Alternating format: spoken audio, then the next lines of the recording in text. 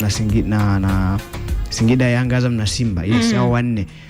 Walivyokuwa wakicheza kuna namna ambavyo ratiba ilikuwa inapanguliwa ili kuwapa nafasi wao ya kujiandaa zaidi. Ili ndio inafanya kila siku ratiba izidi kusogea.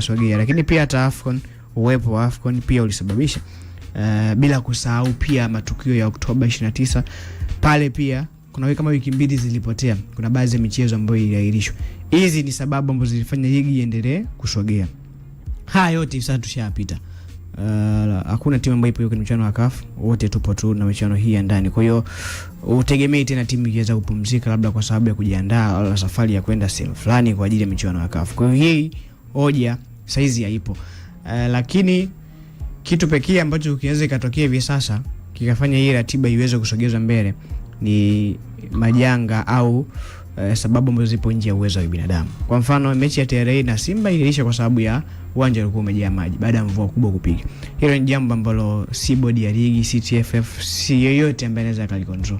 Lipo nje ya uwezo wa binadamu. Kwa hiyo ikitokea labda kuna uwanja mwingine siku mvua ikanyesha, maji yakajaa, labda viwanja viwili vitatu, hayapo nje ya uwezo wa binadamu, basi inawezekana pia hizo mechi zikaahirishwa, zikatafutiwa siku nyingine. Ikitokea labda au janga lingine lolote ambalo lipo nje ya uwezo wa binadamu. Lakini kama ama janga hatatokea, kwa sababu pia huwa hayo yanatokea mara chache. Mfano isha mvua kunyesha, uwanja uje maji, mechi shinde kuchezeka, ni vitu ambavyo vinatokea mara moja sana.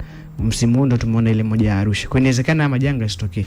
Naona kuna uwezekano ligi ikachezwa mpaka mwisho. Lakini TFF na bodi ya ligi wanahitaji kuwa na roho ngumu sana kwenye hichi kipindi. Mwezi wa 3 ulikuwa ni Yanga alikuwa analalamika, ratiba ilikuwa imebana. Ndio. Amelalamika sana. Huu mwezi wa 4 na mwezi unaokuja inawezekana mwingine pia kalalamika. Na kwa mwezi wa 4 nimeona ratiba ya Simba. Simba ana mechi 6. Ana mechi 6, 5 za ligi kuu, moja ya FA. Kwa hiyo inawezekana huu mwingine pia anacheza kila baada ya masaa 72. Kwa maana leo anacheza na Coastal Union kwa maana tarehe 2, tarehe 5 ana Azam FC, tarehe 9 ana TRA Arusha. Tarehe 12 anarudi Dar es Salaam kukabiliana na Fountain Gate kwenye michuano ya FA. Tarehe 15 anakwenda kuikabili Namungo. Anaenda Ruangwa, Lindi, ligi kuu ya kandanda Tanzania bara. Ni mechi back. 15 anaenda kwa Fountain Gate, Arusha. Alafu 19 ndo anaenda kwa Namungo. Majaliwa. Ukiangalia ni mechi 6 ambazo zipo karibu. Na ni ndani ya kuanzia leo tarehe 2 hadi tarehe 19 ni siku 17. Ana michezo 6. Ni ratiba ambayo imebana sana. Kwa hiyo inawezekana hapa katikati tukaanza kusikia vilio upande mwingine, na hivyo vilio vikija au vinakuja na pressure, kwa sababu kipindi kile Yanga analalamika haikuwa tu issue labda ya msemaji analalamika, tulikuwa tunaona mashabiki wana rival ile wanapiga pressure nguvu.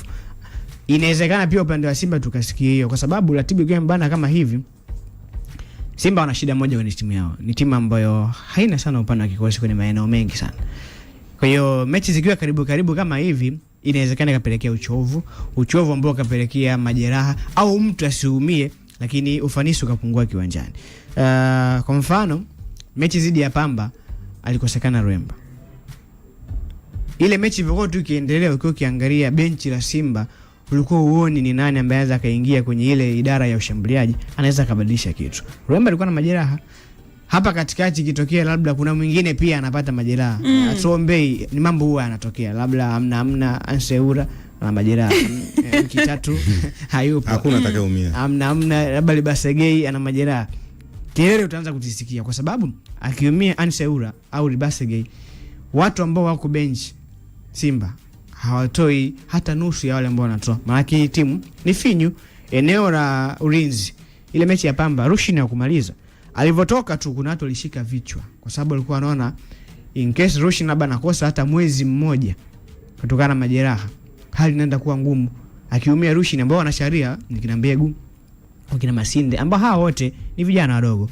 Ndio kwanza mfano kama mtu kama Mbegu ndo mara kwanza anacheza ligi kuu kutoka timu ya vijana. Ndio. Masinde alikuwa TMA Championship na yeye bado alikuwa kwenye under 20 msimu uliopita. Kwa bado ni kijana mdogo.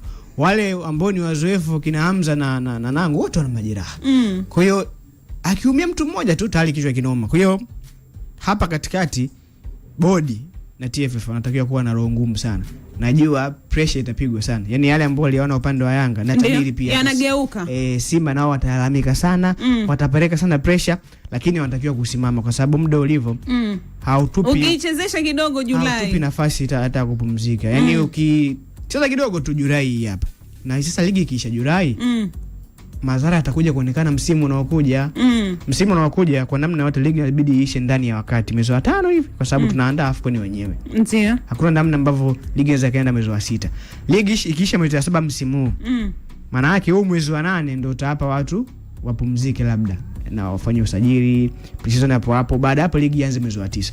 Kwa hiyo ligi ya mwaka huu inavyozidi kuchelewa ya msimu huu unapelekea ligi ya msimu unaokuja na yenyewe pia ichelewe kuisha. Kitu ambacho kitafanya hichi ambacho tunakiona hivi sasa pia na msimu ujao kitokee tena. Kwa hiyo ni muda sasa bodi na TFF nasitiza wawe na roho ngumu. Pressure itapelekewa sana, lakini ratiba haitakiwi kupanguliwa. Na kingine cha mwisho, ndio ikiwa pendeza, binafsi mimi si kwa ubaya, lakini naona michuano ya Muungano mwaka huu tungeiacha tu. Kwa nini? Ratiba imebana sana. Na sababu za msingi kwa nini ratiba imebana nimezitaja hapo mwanzoni. Si mbaya tukiweka pembeni kwa msimu mmoja ili tuweze kunusuru msimu uishe salama kwa wakati mzuri, timu zipate muda kujiandaa kwa msimu unaokuja. Lakini ratiba yake ilipangiwa tangu hapo awali, kwa maana mwezi Septemba ratiba ligi kuu ilipotoka. Ni kweli. Sasa kuna majanga yametokea katikati hapa, mambo mengine wakati ratiba inapangwa hayakuwepo. Ndio ambayo mpelekea ratiba ibane kama hivi. Sio mbaya, yani Muungano unaweza kaitoa tu ili tunusuru majambo. Yani iweke tu pembeni, ligi ichezwe hizo. Yani uone ni kwa sababu hamuipatii priority ama kitu gani? Sababu yani kama imetokea kitu hiko alafu ukaenda kuona katika ile ratiba ya mashindano ya msimu mmoja, uende ukaitoa Muungano, kwa nini usitoe CRDB? Kwa nini usiende ukaitoa pengine michuano mingine ambayo hatuwezi kutoa kombe rasmi kwenye ratiba? Muungano ni kombe ambalo limekuja tu, ili sio kombe rasmi. Muungano la kupeleka hapa hata ukishinda. Kisema utoe CRDB inampa mtu nafasi ya qualify kwenye michuano ya kimataifa ambayo ni FA. Hiyo inafahamika kabisa. Hiyo Muungano limekuja tu hapa katikati. Unaweza kalipunguza liweke pembeni. Ni msimu mmoja tu na ni dharura. Sio kwamba labda tumeamua. Yani kwa mimi na kwa bado sijakuelewa zaidi kwa kile ambacho umekimaanisha. Yani kwa maana ratiba ikibana ndio michuano fulani inapaswa kutolewa. Kuna michuano mingine ni kama mabonanza tu. Ndio kama Muungano. Yana ubonanza wapi? Sababu tunatolea mfano hapa tunatazama ligi kama EPL, tunatazama nini? EPL, lakini kule kuna EFL. Yote yani mashindano rasmi ya Stara. Carabao, FA na Premier League. Mashindano rasmi ambayo nafahamika kila msimu hapo.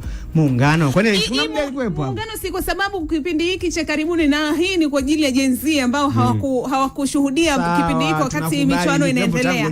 Lakini tangu nyuma ilikuwa ni michuano rasmi ambayo inafanyika kabisa, na kwa maana ina kanuni zake na ina taratibu zake, kama ambavyo CRDB Federation Cup kwa maana miaka hivi karibuni, kwa maana kuna kipindi cha katikati michuano hii haikuwepo, na baadaye ikawa TFF wakaja kuihuisha, na mpaka hivi sasa imekuwa michuano strong kwa sababu pia namna ambavyo wamebrand ikaja ikapata sponsorship na kanuni zikawekwa zikasementiwa.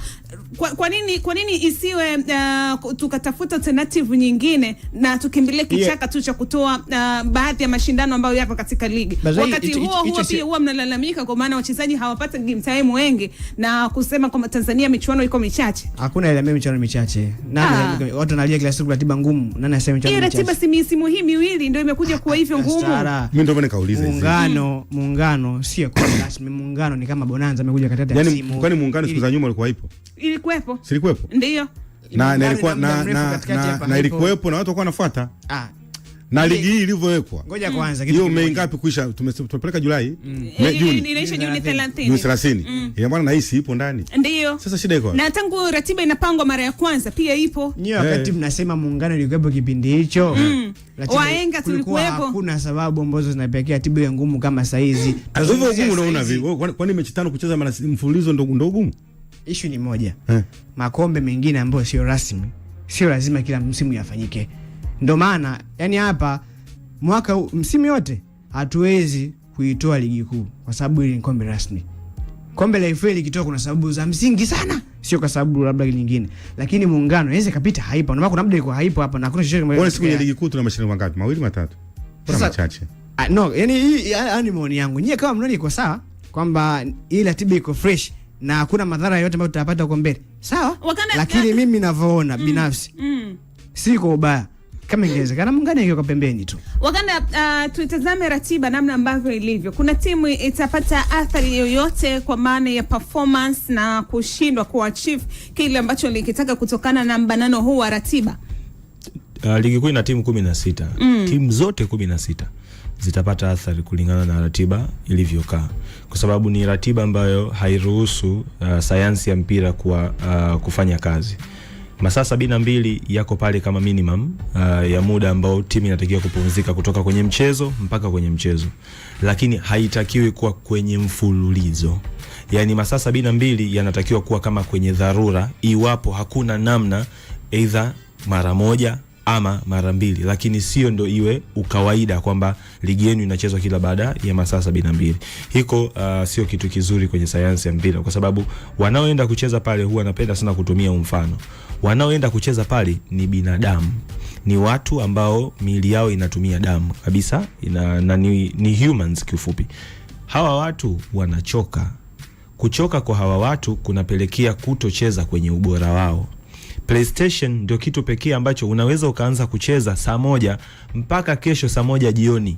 Huyo mchezaji ukamtumia huyo Bruno Fernandes na asichoke, kwa sababu unakuwa unabadilisha tu hiyo mechi. Lakini utakapokuja kwenye maisha halisi, yule Depu, yule Kratos Chota Chama, yule Ama Sabasoji ni watu ambao wanachoka, kwa sababu kucheza siku zote mfululizo. Kumbuka hii ni ligi ya Tanzania, ni moja kati ya ligi ambayo ina intensity ya juu sana. Wanatakiwa kucheza kwenye ubora. Katika kucheza kwenye ubora, ukiulazimisha mwili wako kila siku kucheza katika kiwango cha juu, automatically itafika hatua misuli itaanza kukaza, kwa sababu mwili umeanza kupokea fatigue. Utajikuta unaanza kupata majeraha ambayo hapo mwanzo ulikuwa uyapati, kwa sababu mwili, zile tissues za mwili zimeanza kuchoka. Kwa hiyo kwa mchezaji yoyote ule, kuna muda anahitaji at least siku kadhaa za kupumzika tu, ili awe timamu na acheze kwenye ubora. Kwa hiyo tunapozungumza athari inaenda kukutana katika timu zote 16. Lakini hiyo ni athari kwa wachezaji. Kuna athari ya kiufundi sasa. Ndio. Siku zote kwenye mpira wa miguu kuna sessions kama 4 hivi ambazo huwa zinatakiwa kufanyika kutoka kwenye mchezo mmoja kwenda kwenye mchezo mwingine. Nilikizungumza hichi kitu jana na nitakirudia leo, kwamba unapomaliza mechi A, unapoiwaza mechi B, hapa katikati kuna vitu takriban 4 ambavyo ni unatakiwa kuvifanya kwenye sayansi ya mchezo wa mpira wa miguu. Cha kwanza ni postmortem. Postmortem ni tathmini ya mchezo uliotamatika. Unatulia na wachezaji wako, mnaangalia, bwana, mchezo huu tumepoteza. Kwa nini tumepoteza? Tumepoteza kwa sababu tulikosa umakini kwenye eneo la ushambuliaji. Tumepoteza kwa sababu wachezaji wetu labda hamkuwa na umakini. Tumepoteza kwa sababu tulipata kadi nyekundu. Tumepoteza kwa sababu 1 2 3. Hiyo postmortem inatakiwa isindikizwe na session inayofuata ya marekebisho ya makosa.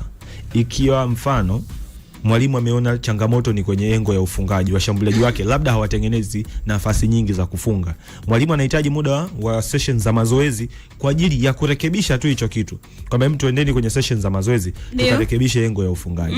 Hiyo ilikuwa ni session ya pili. Session ya tatu ambayo inaweza ikaja katikati ya postmortem na hii session ya marekebisho, inakuwa ni session ya recovery.